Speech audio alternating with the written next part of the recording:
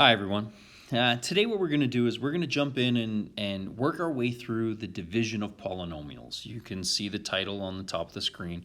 And today I'm going to argue is going to be our first day of new material.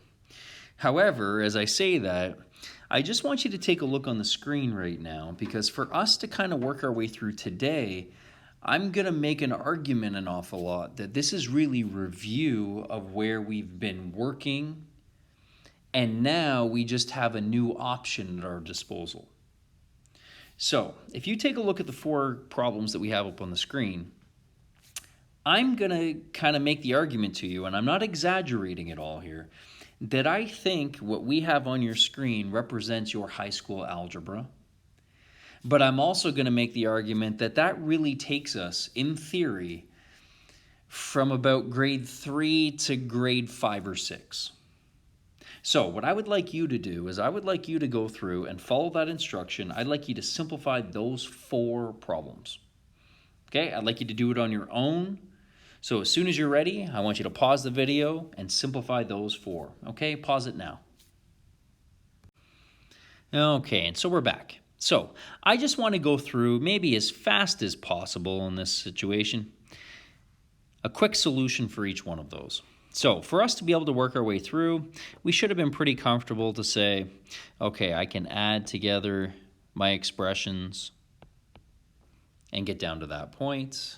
We should have been fine on problem B to go through and say I can subtract my expressions. Now, I wouldn't be surprised, especially early on in the year, where we may have been a little more timid and thought about expanding the second brackets, but I hope that we can take a look at that and just see that that is one expression, subtract the other one, so just make sure that you subtract all parts. Now, when we got down to problem C, I would imagine that for some of us, problem C started to go through and say, okay, I got to hit the brakes a little bit. Here's our scenario of going through and being able to multiply 3 terms times 2 terms, and so maybe we're just methodically taking our time and expanding all of those terms in and then all of those terms in, and we're working our way through. So if I take 3 terms and I multiply it by 2 terms, then I'm going to get 6 terms. So there's my x cubed minus x squared minus 12x. Now I've got my negative 3x, positive 3x squared minus 3x minus 36. Like, we get into a pretty expanded form, of which we could clean that up then right to the green and say, okay, well, there's my x cubed plus a 2x squared minus a 15x minus 36. Now, I just want to stop there for a second and have us take a peek at those 3. Because when I made the comment about us progressing from grade 3 to grade 5 or 6, I just want you to take a look at what you have in front of you.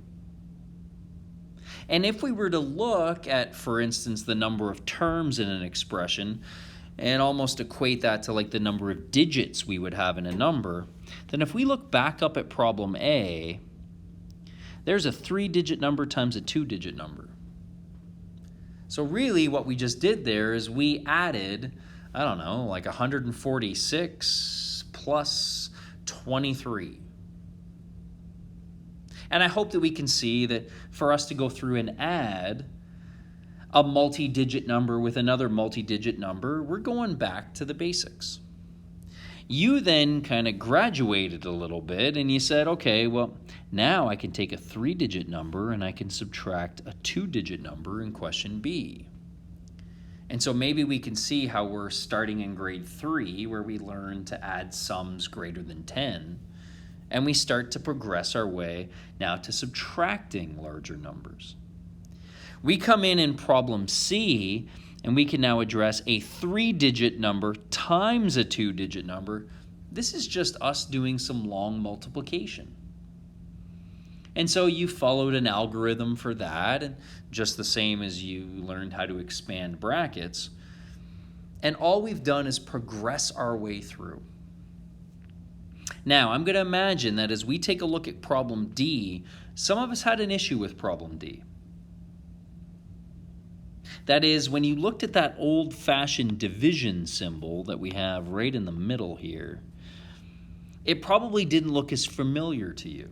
However, if you were to rewrite that in what I would argue was a better division symbol, your fraction line, then maybe that comes back to you from last year and you start to go, oh, wait a second, I know how to simplify that fraction.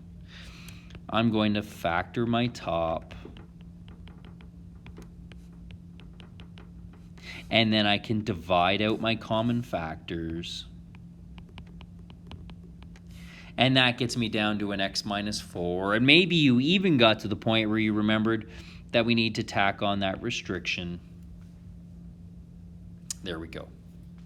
So I just want you to take a look for a moment and notice that that is your progression through high school. In A and B, that was you working your way through grade 9, learning how to add and subtract expressions. In grade 10, you learn to start being able to expand expressions.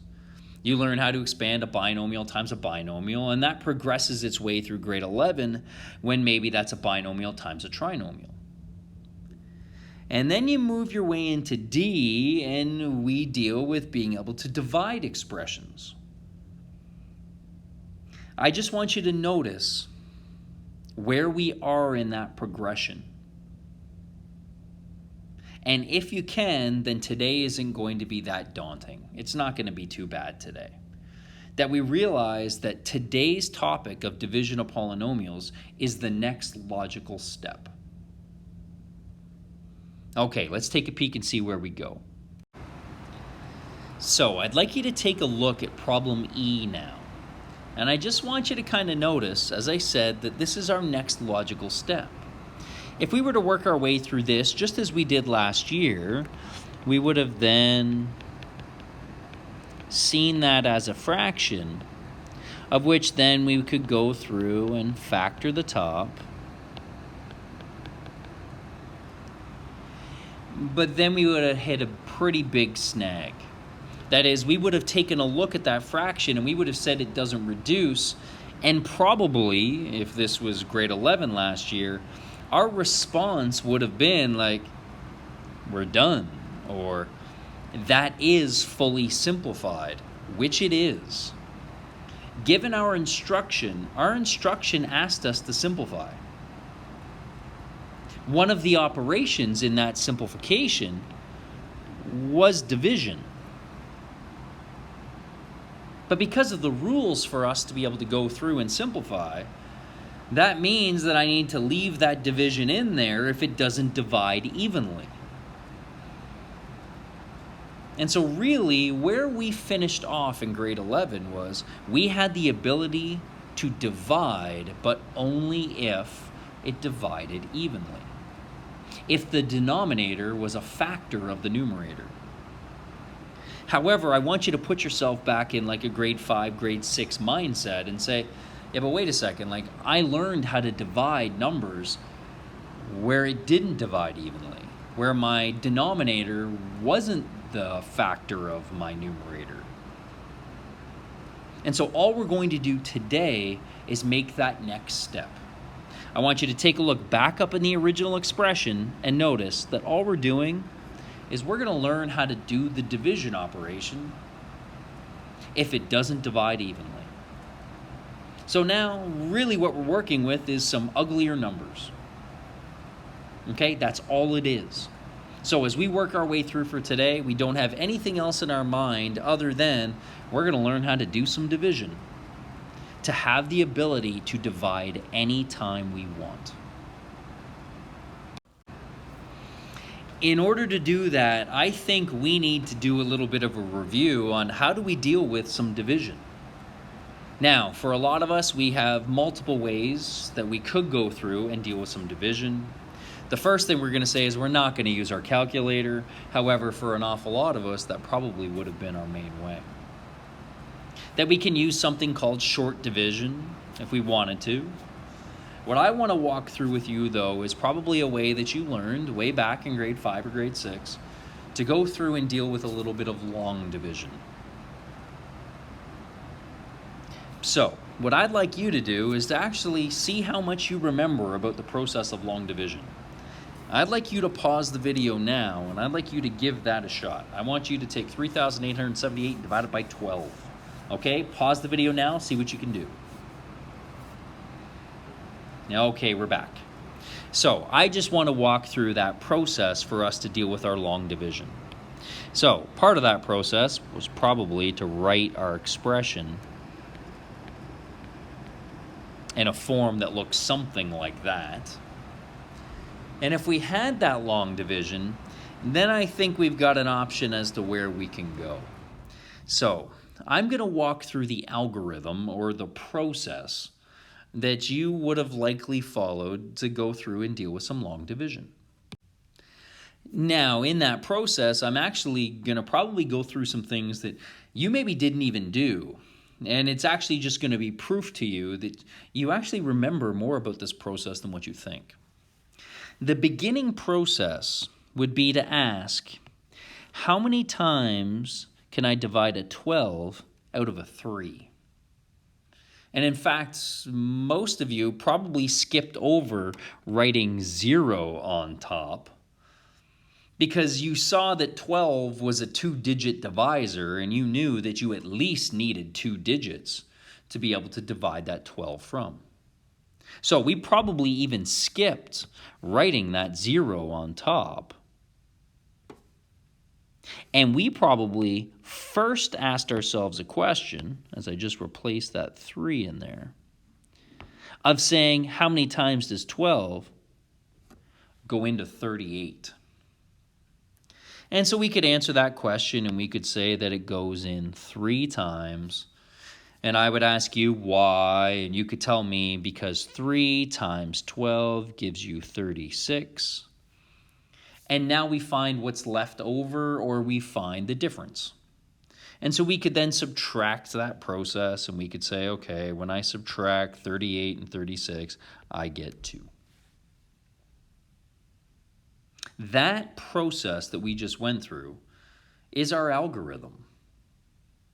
That is, if we don't have enough digits, then we include the next digit, and then we go through that process of asking ourselves, how many times does it go in? So, we could now bring down its friend. That might have been the way that your teacher actually referred to bringing down that next digit in place value. Okay, how many times does 12 go into 27? And we could answer that as a 2. Why? Well, because 2 times 12 is 24. And now we find the difference, and we've got our 3. Okay, 12 does not go into 3, so I bring down its friend. And we repeat the same process. How many times does 12 go into a 38? And we would then say 3. Why? Because 3 times 12 is 36. And find the difference. And probably when you dealt with this process, long division, then you might have even done something like this and said, like I'm going to write remainder 2 up at the top. No problem. No problem. Now, you know that if you were to go through and push buttons on your calculator, that your calculator is not going to tell you 323 remainder 2. That within that long division process, we know we could go further. And so I know that after 3,878, I have decimal 000, like as many zeros as I like. And so I can continue to keep bringing down digits. I just need to remember that that also means that I have a decimal up in my quotient. So I could bring down the next 0 and now repeat that process. How many times does 12 go into 20? Once. Why? Because 1 times 12 is 12. and there's my difference of 8. Okay, bring down the next 0. How many times does 12 go into 80? Well, that's going to be 6 times, because 6 times 12 is 74. Bring down my difference. If I do my math correct, then 6 times 12 is 72. Bring down, and there's my 8. Bring down another 0, and, well, you might actually even see the pattern right now. I could go through and say, okay, that was another 0. And so 12 goes in 6 times, and then that's another 72, which gets me another 8, which means another 0. And maybe then we can see that that 6 up in our quotient would continue on and on and on, and therefore I could get rid of all those 6's and simply write 0.6, 16 repeated. That would be us using long division to go through and actually do the division operation. As I said, for most of us, we were probably right back here and writing remainder 2 when we first learned this process. Okay, there is a relatively quick, I guess, review of us going through and dealing with some long division. For us to address how do we divide polynomials, we are going to use long division to do that process. But in order to do that, we just got to talk a little bit about some theory and some notation before we get there. Okay, I want you to take a look at your screen because this should be something that you're getting down in your notes. What we have is some theory and we have some notation on the screen, and I just want to walk through some of that notation and theory relatively quickly. What you see in blue up at the top, there is a form that we could write any value, if it includes a division operation somewhere. So I could write down the expression P of x is equal to D of x times Q of x plus R of x. There is our blue expression. Now let's define all of those expressions. P of x is our original function. D of x is the divisor. Q of x is the quotient. That is the answer we get when we divide. And R of x is the remainder. So again, I can write any value, P of x, as a divisor times a quotient, adding on a remainder. So D of x times Q of x, something times something, and then add on a bit. Now, how can we use that form to check our answer? Well, let's go back to what we found. We dealt with our original value, which was 3,878. What was our divisor in the last case? It was 12. We were dividing that by 12. Okay, what was our answer that we got? Well, our answer was 323, but not exactly 323. Now we had to add on our remainder. If I was to check my long division, then what I need to do is take my divisor, multiply it by the answer I got, and now add on my remainder. And if I take 12 and I multiply it by 323, and then I add on 2, I should get back to my original amount. And that's how we can check our answer when we do division. The form of expressing something that way, P of x equaling D of x times Q of x plus R of x, can be a very useful form as we move forward. We're going to actually use that as we progress. Okay, a little bit more theory. There is an alternate form that we could use for that blue form. Now, you take a look at that red, and I just want us to recognize that the red is the blue form, just manipulated. So if I was to slide in P of x equals D of x times Q of x plus r of x, then maybe you can see how the red form is the blue form manipulated. Okay, how did I go from the blue to the red? I actually did the division. I divided out. And so hopefully what you can see in that red expression or equation is going to be the blue equation if I divided both sides of my equal sign by d of x. So if I divide out my d of x, then my left side becomes p of x over d of x. My right side, my d of x, is going to divide out. And I don't have a d of x to divide out for my r of x, so that's why you see the division there. Now, that might seem like kind of a weird form for us, but I want to assure you it's not really a weird form. Take a look at the bottom of the screen, because I've just put on a really simplified example for us. That if we were asked to divide something, like for instance 26 divided by 8, well, then I could write that as a fraction if I wanted to, 26 divided by 8, but that is my division operation. And if I asked you, well, 26 divided by 8 is equal to what? Then maybe you would say, like, okay, so 8 goes into 26 3 times. There is your quotient. Because 3 times 8 is 24, but I have a remainder of 2 still. So there's my remainder. But your calculator wouldn't say remainder 2. Or if you were asked to turn that into a decimal, it's not 3.2.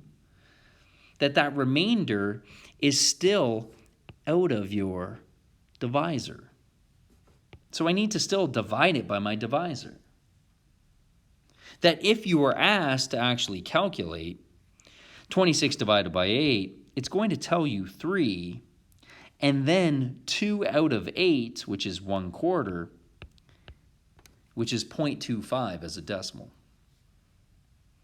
That sometimes that red form might be a better form because it actually represents doing the division operation. Okay, hopefully we haven't gotten lost in all this notation. But at the very least, what we have in our back pocket is p of x equals d of x times q of x plus r of x. That sort of expression. Now what I want to do is I want to actually jump in and do some division. So we're going to use this theory and make it useful for us as we go. Now, to help us out, what I've done is I've just copied out the long division process that we used a moment ago on the right side of your screen. Because I want us to see that what we're going to do as we divide question 3a isn't going to be any different than what we did when we were able to divide numbers, constants.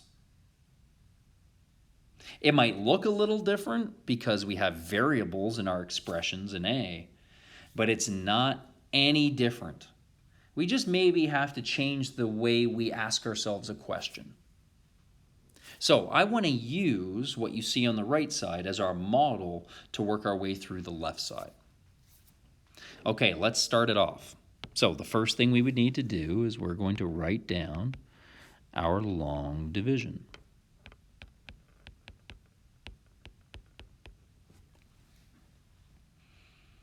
Okay. Here's where we go back to the question that an awful lot of us avoided because we already knew and we had some theory in our back pocket. We would say to ourselves, how many times does 12 go into 3? And you probably already showed some maturity in saying, like, but I know that I at least need 2 digits because my divisor is 2 digits. Well, if we take a look back in our original expression, our divisor is x plus 3.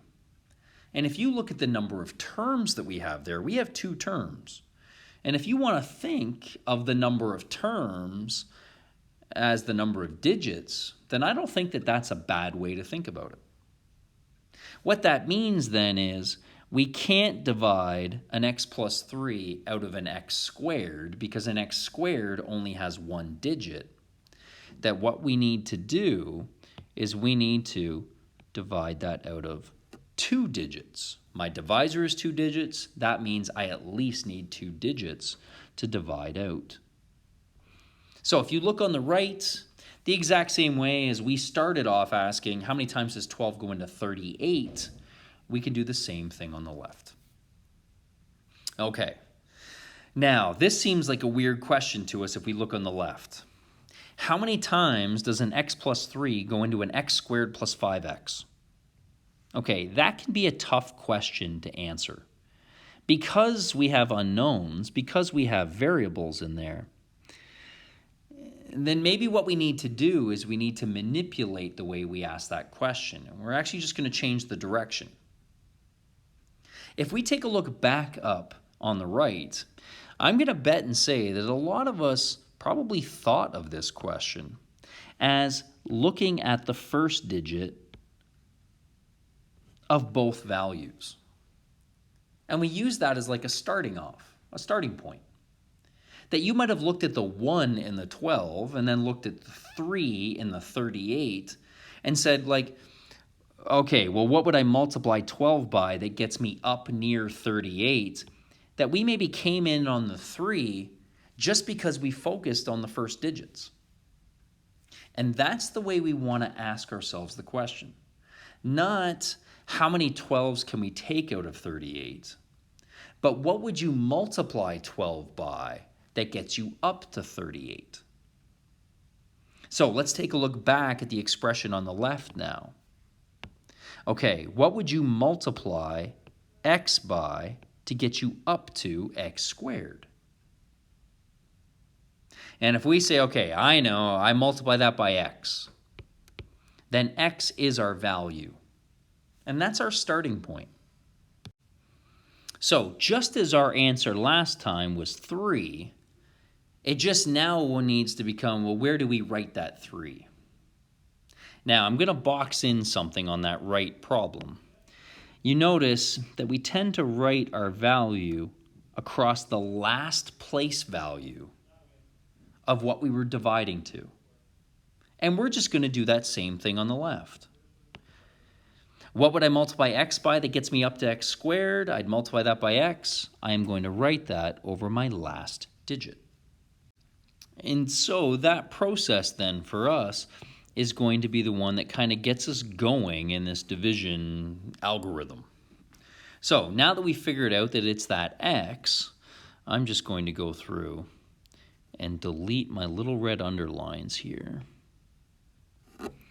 because I think we can go to the next step in our process. If we want to take a look back on the right side, and I think it's getting a little uglier on that right side, but I should be okay to go through and draw in one other arrow. Now we would say, okay, well, why was it 3? Well, because 3 multiplied by 12 gave me my 36. So now we begin the multiplication process. So now we're going to say x times that divisor. Now just notice that that divisor is 2 terms, so I need to make sure that I multiply that x by all parts of the divisor. So my x times my x gets me up to an x squared, and my x times a positive 3 gets me to a plus 3x. And there we go. Okay, I'm just going to get rid of everything that I just wrote down, because I can get rid of those arrows then and write in my x squared plus 3x. And now the easiest part of us going through is to find what is the difference. And so my x squareds are going to cancel out when I deal with x squared minus x squared. Perfect. That is what I was looking for. And if you take a look back up on the right side, you notice that as we do our long division, the first digit keeps canceling out every single time. We need that so that we're taking out as many as we can. And so when I find that subtraction, 5x subtract 3x, that gets me my 2x, and we're good. Okay, now we get into the process where we bring down its friend. And now we have our plus 6 on the end, and we are ready to repeat that algorithm. Okay, let's go through it again. I'm just going to highlight some stuff now. Okay, what would I multiply x by that gets me up to 2x? Well, hopefully we would say we would multiply that by a positive 2. Why? Because 2 times x gets me 2x. Perfect. That's the exact same first term. That means it's going to cancel out. And 2 times 3 gets us 6. Now we find our difference. My 2x's cancel out. And 6 minus 6 gives me 0. Beautiful. Now, why do I know I'm correct on that? Well, because this was a problem that you dealt with in the past. That for us to go through, you would have factored the top, divided out your common factor, and saw there was your answer. Take a look back up. There is our answer. And how do we know that it went in evenly? Look down on the bottom. We have remainder 0. So there we go. We just did our first long division dealing with some polynomials. Now I'm going to argue to you, we still haven't progressed yet because it was still a case where it was a factor. X plus 3 was a factor of the original. It did divide evenly. However, we did walk through a long division process to be able to do it. Okay, let's take what we addressed there and let's keep running with it. This was the question you see on the screen was the one that we couldn't tackle before. This was question 1E, where our response would have been like, you can't do it. Because when we went to factor the trinomial, there wasn't an x plus 2 factor in there. And so we hit a major snag.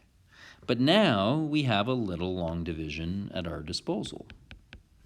So we're going to walk through our long division process in this case. Okay, I'm just going to highlight some stuff again.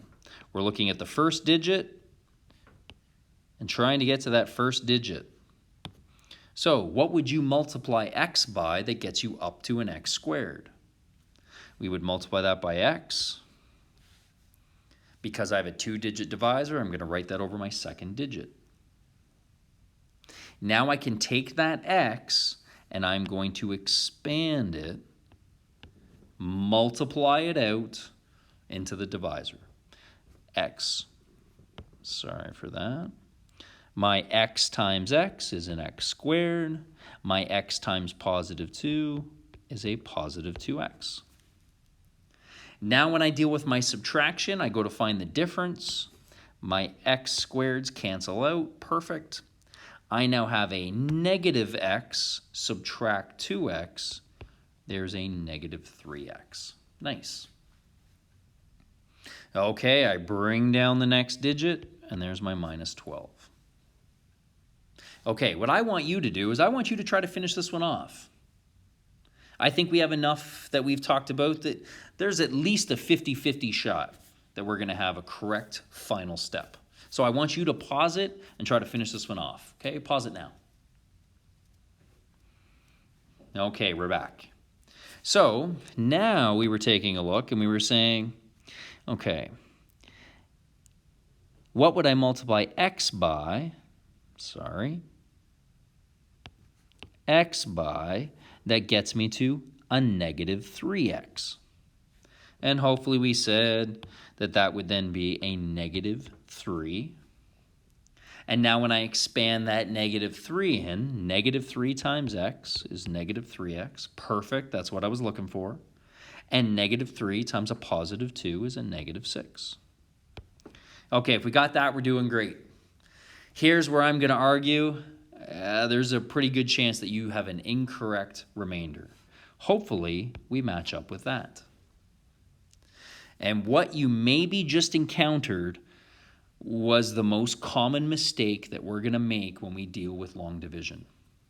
If I just hop out on this line, remember the operation we're doing between those two expressions is subtraction.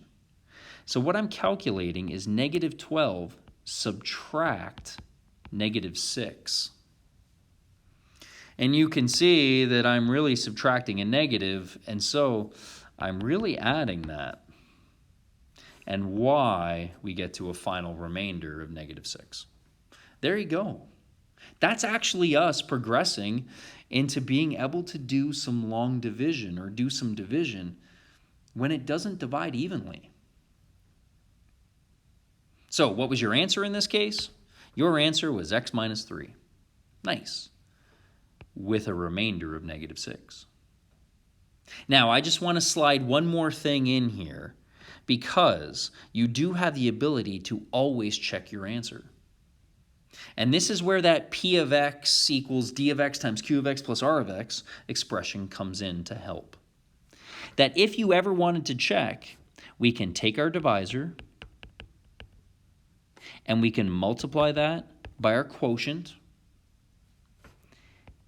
and tack on that remainder and check that, does that equal your original expression? And so if you expanded your brackets, collected like terms, if that left side looks like that right side, then we know that we did that division correctly. Nice. Okay, what I want to do for the rest of this lesson is just go through and actually do more divisions. And as we gain some experience doing that division, I'm going to throw a few little quirky situations, just some instances that could arise as you're trying to divide, maybe some numbers that look a little uglier. That's all. Okay. I want you to take a look at what you have on the screen right now, and let's use this one as a gauge for us. Yes, it's a little bit of a bigger number. You have a cubic on the left side, dividing that by a linear. That cubic has 4 terms to it. So this would be the equivalent of us taking a 2-term number and dividing it into a 4-term number. Okay, what I want you to do is I want you to pause this and give this one a shot on your own. Okay, pause it now. Okay, and we're back. So, again, I'm not trying to say that we're pros at this yet, but I'm going to bet and say that we probably felt decently confident at the process. Maybe we just made a couple little mistakes. Okay, I'm going through this process and I'm examining my first digit on x. So, what would I multiply x by that gets me up to a 5x cubed? That would be a 5x squared. Why? Because 5x squared times x is 5x cubed. Perfect. Times negative 1, and now I find my difference.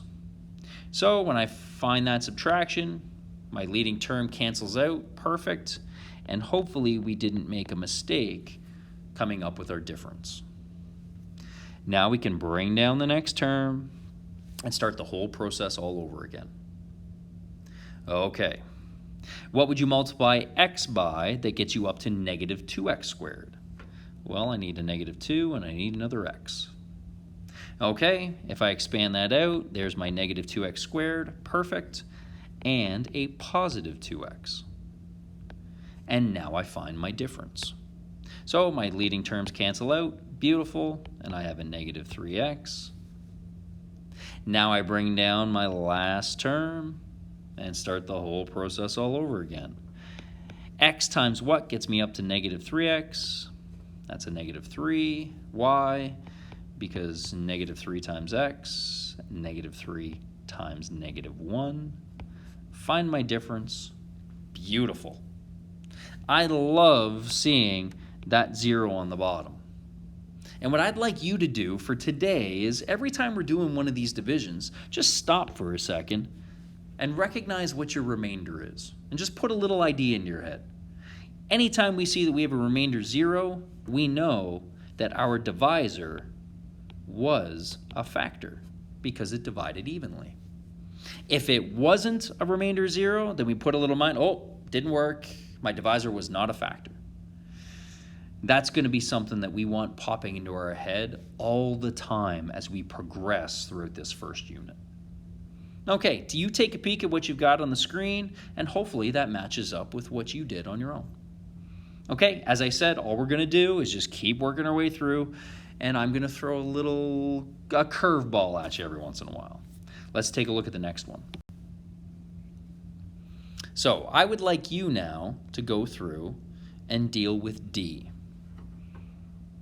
Okay, so right off the bat, I want you to pause the video and I want you to go through and try to deal with division. Therefore, whatever curveball I've thrown at you, you now have to try to problem solve your way through it. And we're going to kind of see, okay, are these meaningful curveballs? Like the snag that I throw you at, is it a meaningful difference? Or is it something that we can adjust with pretty easily? Okay, so let's pause the video now, see what we come up with. Okay, we're back. So I can now write out my expression. And I'm going to bet and say that for most of us, we already adjusted this first curveball. Like that is, you probably looked at your original expression and said that it looked weird anyway. That because that expression, that cubic, was not written in descending order, in standard form, you may have went through and changed the order of all those terms. If you made that adjustment, well done. We've dealt with the first kind of curveball. Just keep in mind why we need to do that. That what we really need that yellow underlined expression to be is in standard form so that we can deal with our place value correctly. Now that it's in descending order, now I have the means to be able to go through and do my division.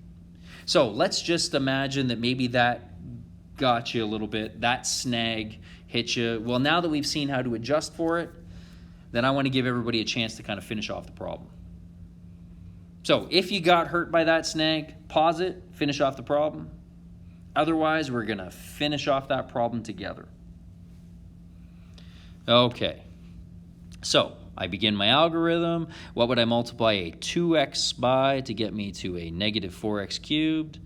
I need to multiply my coefficient by negative 2, and I need 2 more x's. So if I expand that out, then there's my negative 4x cubed, and I have a positive 6x squared. Now I can find my difference. My first terms cancel out, beautiful, and I'm left with a 12x squared. Bring down my next term, and we're good. Deal with the next one. Okay, what would I multiply 2x by to get me up to a 12x squared? Well, I need to multiply my coefficient by a positive 6 and put in another x. So I have a 12x squared minus an 18x. Now I find my difference, and I get a 23x. Watch out, there's my 5. Subtract a negative 18, so I got to really add it. Bring down my last term, and we're good. Okay, I'm going to pause here right now because I think that we're now hitting that second curveball, that second snag. That for us, I wouldn't have been surprised if I had a number of people that said, okay, well, what do I multiply 2x by to get me up to 23x? And maybe they said something like an 11, because 11 times 2x is 22x. And now they can find their difference. Here's the problem. I want you to take a peek at what you have and notice that your divisor, its leading power, its degree is degree 1. It has an x in it. And so does my remainder. That for the first time when we went through, your first terms, oh, they didn't cancel out. That has to raise a major flag for you, because that means that we didn't take out enough in that last division. So I'm going to just backtrack, and we're going to get rid of that 11 because we did not like that option. Now, I'm hoping that when we take a peek at that, and I ask you, well, what would you multiply 2 by to get you up to 23, that we would very quickly come in on 23 halves. Now, I get that some people are going to want to use some decimals here because they may think in those terms, and maybe they thought like, hey, 11.5, 100% correct. But I don't think that we necessarily want to start introducing decimals, especially if we're going to have to simplify fractions. So I just want us to maybe see a little pattern in some things. If you had looked at that problem and you were unsure what to come up with, well, really the question you're trying to answer is 2 times what gives you 23? And really that's like a little equation. So to solve for question mark, you have to get rid of your times by 2, so divide by 2. 23 halves. Some of us might not have that as an instinct. That if I was to ask you, well, 4 times what gives you 7, I would hope that we could just go, well, 7/4. That maybe even if I got rid of that expression and I just said to you, 5 times what gives you 13, that we could maybe look at that and go, oh, 13/4. And if I extended it and made it very general, happy face times what gives you star, then maybe we can just go, oh, well, obviously, star over happy face. And so for us to be able to work through that process, I'm hoping that we're okay to come up with that 23 halves. Because now if I'm to take my 2 times my 23 halves, then we can maybe see how when cross-reducing, we're going to be left with the 23 that we need. Okay, I can finish that off, and I can deal with my 23 halves times -3, so that is a -69 halves. And now I need to come up with my difference. So to come up with that difference, it means I'm going to have to get a common denominator. Really what I have is -14 halves added on to my 69 halves, because we're not going to make that mistake of subtracting a negative. And so in that case then, I should get down to a 55 halves, and that's a pretty sloppy 55. And there is our division process completed. So hopefully we took a look at D, and we were able to work our way through those two kind of adjustments, those two quirks. What if I give you an expression that's not written in standard form? That was a pretty easy adjustment. And we now know that, oh shoot, maybe I'm going to have fractions up in my quotient because I'm not able to just multiply everything by a whole number in order to eliminate terms. Okay, let's just keep it going with what we faced. I'm going to throw another curveball at you now. Okay. I'd like you to take a look what's on the screen, and I'd like you to go through and deal with that division on your own. Okay? So let's pause the video. Try it on your own. Okay, we're back.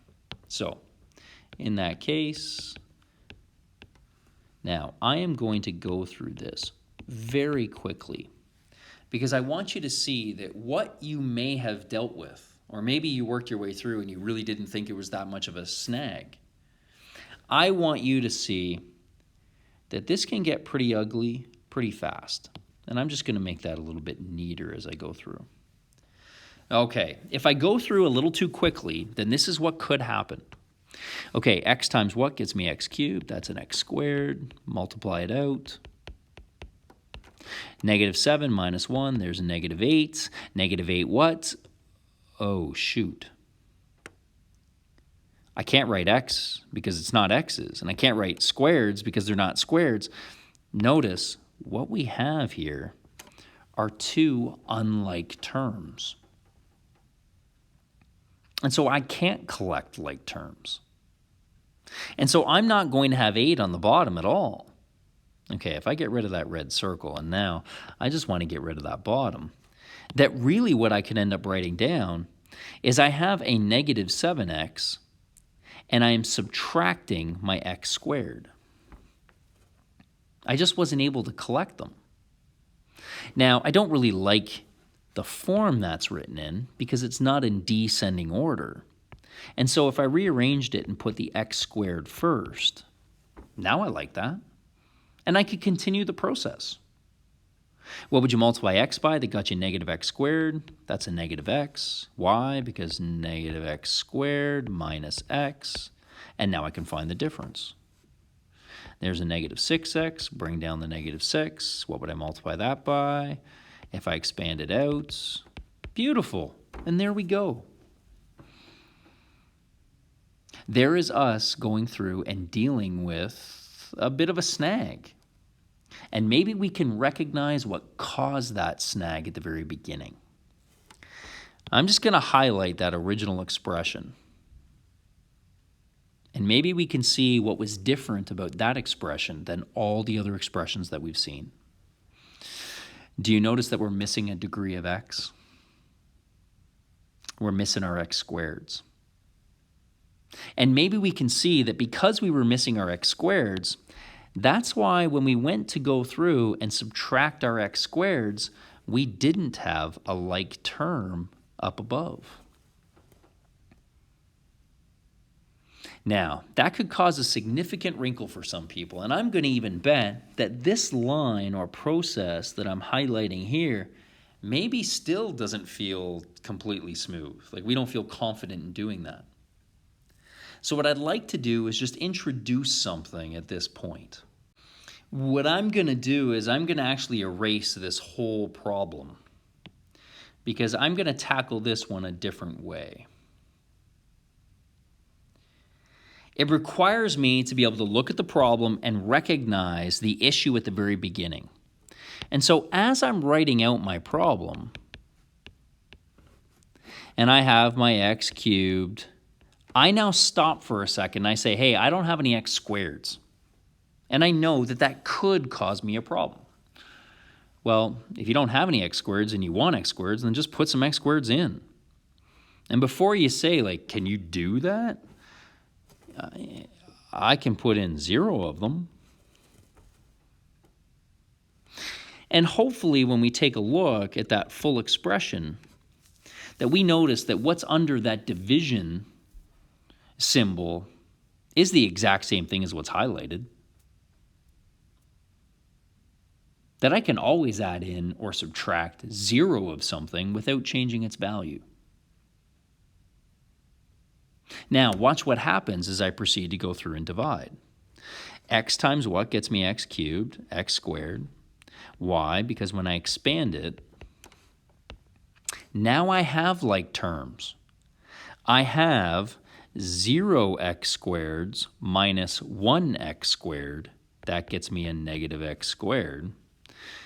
Now I have like terms. And so as I go through and I now multiply by negative x, notice I have like terms again. And so that just allows that process to be a little more automatic. So what we end up calling that, or what that's called, is just a placeholder. That if you ever notice that you're missing a degree of x in any part of your expression, the original expression or the divisor, then feel free to throw in a placeholder. You're not changing the value of the expression, but you're just changing the way it looks. And the way it looks may end up helping you through that division process. Okay. I think this one is your doozy. And not your doozy because it's difficult. I don't think at all. I just think that it's got some of the components that we've talked about for today. And I think that if you are able to work your way through F, then you probably have that division process down. So I want you to pause the video, go ahead and deal with F. Okay, we're back. So as I go through, not that this is needed, because as we saw, placeholders aren't needed, but they can just help us. That I could put a placeholder into my divisor as I write out that division operation.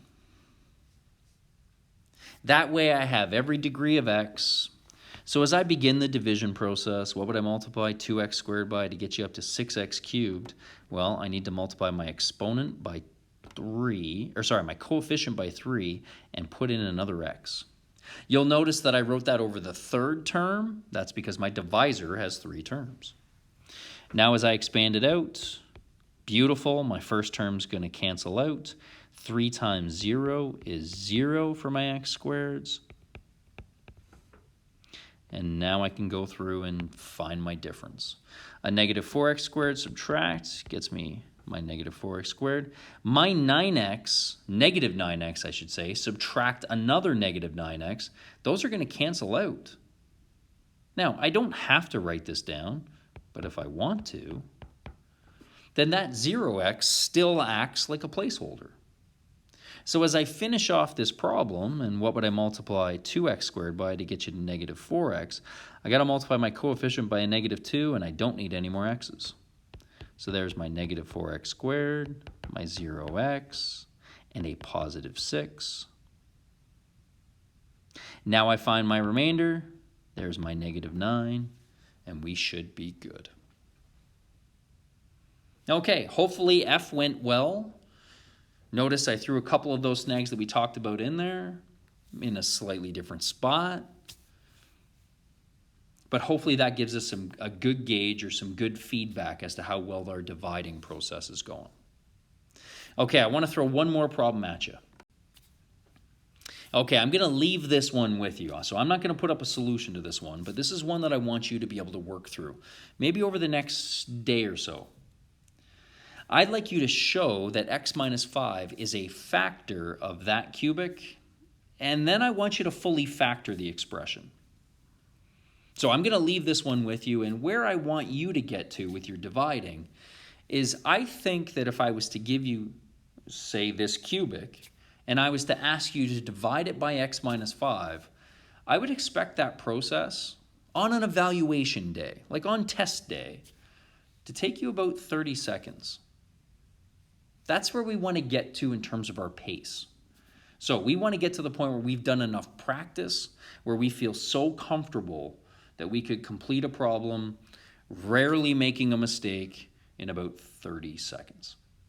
Okay, I'm going to leave that problem with you today. Your job is to work through problem 4 and then jump in and get some practice of everything that's listed on your weekly schedule. Okay, knock out as much practice as you can so that we feel really proficient with this process. Okay, good luck.